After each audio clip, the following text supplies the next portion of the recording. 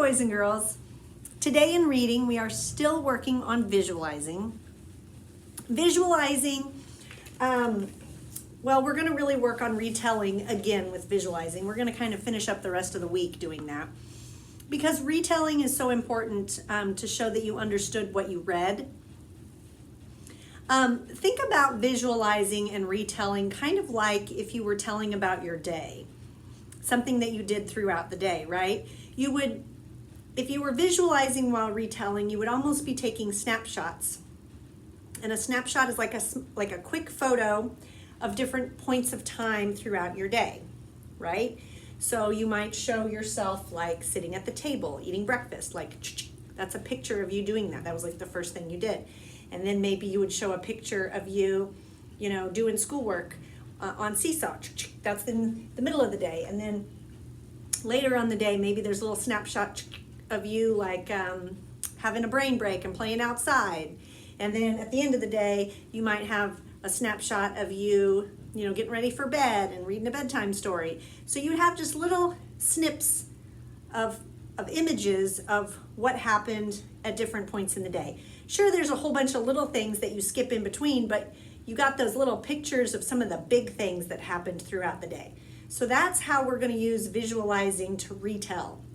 So I'm getting ready to read you a story. I'm going to read you the whole book, and then you're going to see me kind of walk through the story, and I'm going to take little pictures from the story to kind of retell and draw them in here, okay? And then that's what you're going to do with your own story today, okay?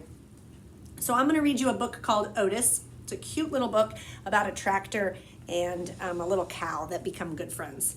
So here we go.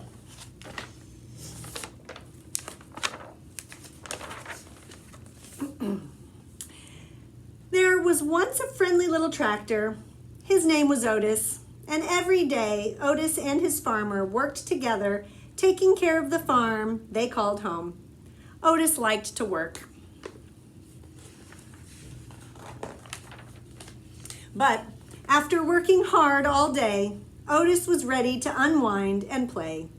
He would ride the rolling hills and skirt Mud Pond down by the corn. He would leapfrog bales of hay and explode through the haystacks.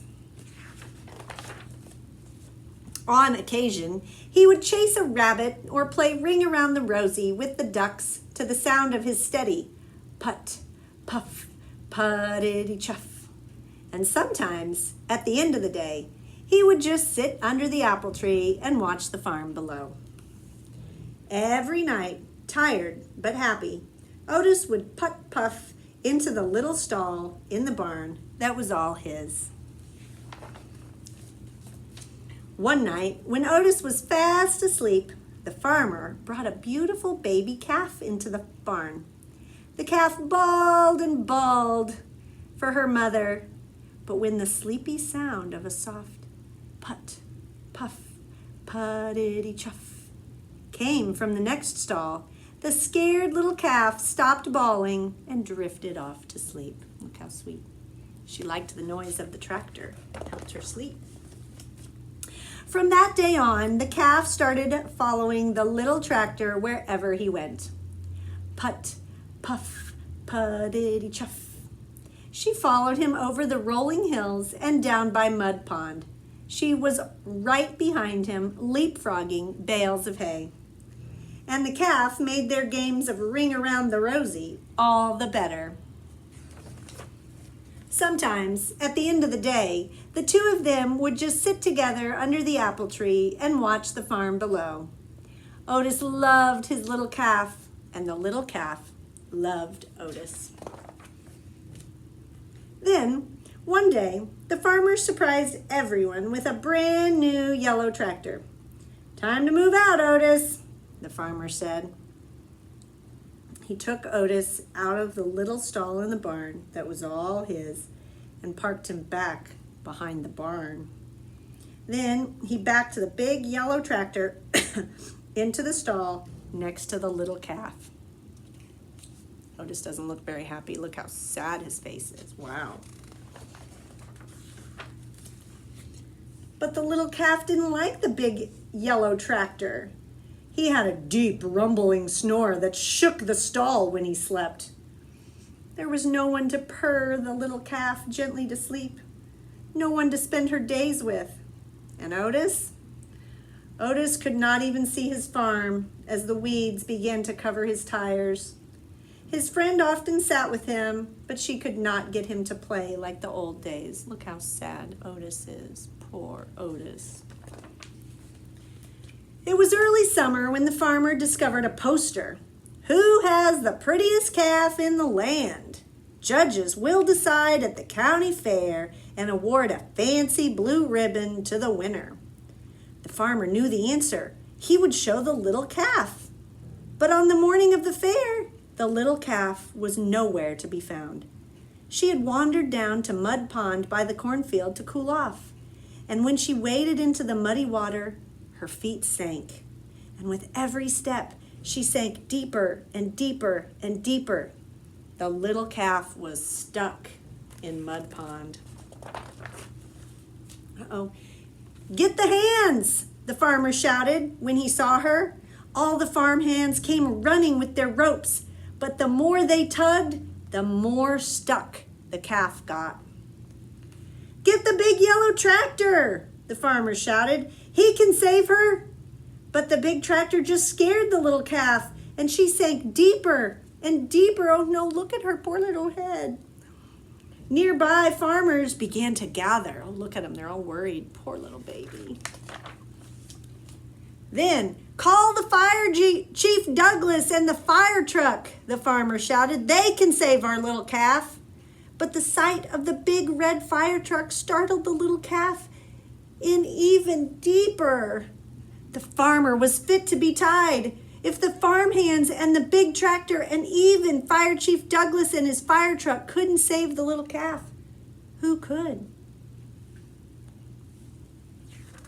I bet you have an idea. Suddenly, the little calf's ears perked up. Over the hum of the growing crowd, there came a faint sound in the distance. A soft, rhythmic purr.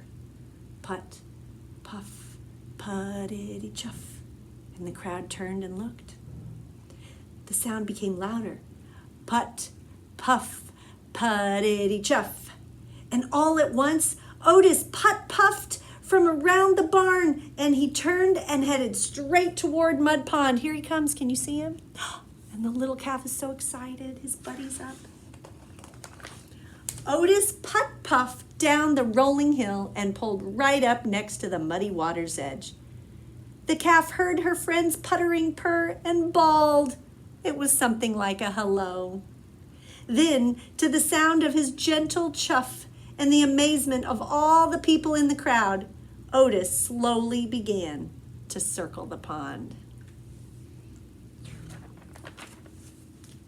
He circled, and the little calf turned and turned, never taking her eyes off of her friend. Look, they just started walking in a circle, and she's getting out of the pond. With each ring Otis made around Mud Pond, the muddy grip loosened until the calf was able to stumble out of the pond on her own. The two friends had found each other again. Otis led the calf right down the dusty road toward the village, and everyone threw flowers as they went, following them into town. It looked like a happy parade.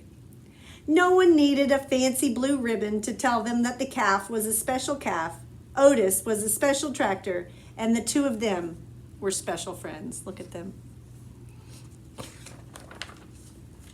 From that day on, the farmer discovered that with Otis's puttering purr beside the chicken coop, his chickens laid more eggs. At milking time, with Otis's gentle chuff nearby, his cows produced more milk. On occasion, Otis even got to join the farmer and the big yellow tractor out in the fields. But often, at the end of the day, Otis would just sit with his friend under the apple tree and watch the farm below. There they are. So that's a sweet little story, isn't it? Okay, so now I'm going to retell it in little snapshots, and put it on my little chart. So I'm going to try to scoot up and do a little close up here of my work so you can see what I'm doing, okay? So let's see. First I have to think about the story and be ready to retell it. Okay, so first let's see. We talked about Otis. We met Otis and he was playing all over the farm, right? And he was happy. And they brought the little calf in and they were buddies, right? He'd help the little calf fall asleep. But then they brought in that big yellow tractor, and Otis was sad. And then the other big thing was that the calf got stuck in Mud Pond, and Otis saved him, right? Okay, so let me think. I got to make sure I include just the big things, right? Because I only have 4 spaces. So I could say that Otis was happy, and he made friends with the calf, but I think I might push those into one thing maybe, right? When Otis helped the little calf fall asleep. I think that would be the first one, okay? Because then they were buddies. The other big thing is when the big yellow tractor came, because that changed everything. So the big yellow tractor came and Otis lost his spot in the barn and he was sad, right? So I could draw just a snapshot of that. Then here, I need to show the calf getting stuck in Mud Pond, right? And here I need to show Otis saving him and being happy at the end. So do you see how it took me a little while. I didn't know right away what I was going to write. I had to think about it. So first I just kind of told the whole story to you guys, okay? So you could tell it to somebody at home. You could retell something and then kind of do like what we do in writing, touch and tell and say, okay, will that fit here? Like at the beginning, I wanted to talk about Otis playing all over the place. But then I also wanted to talk about him meeting the calf. But I didn't have room for all those things. So I'm just going to talk about meeting the calf here, right? So a snapshot could be that I show Otis, right? So Otis is a tractor and he's kind of shaped, he's got like this wheel, right? He's got these like interesting eyes,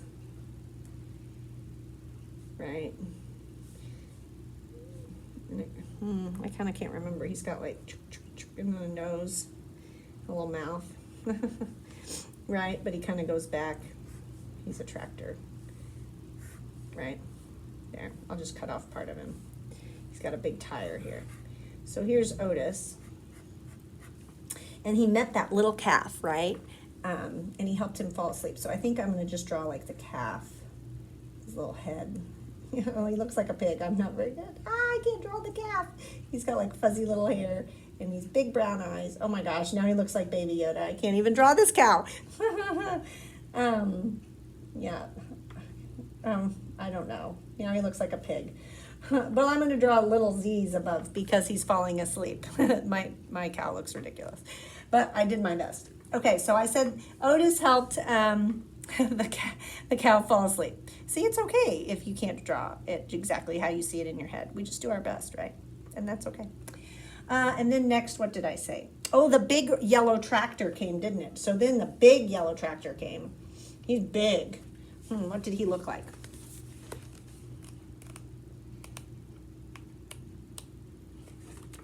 Where'd he go?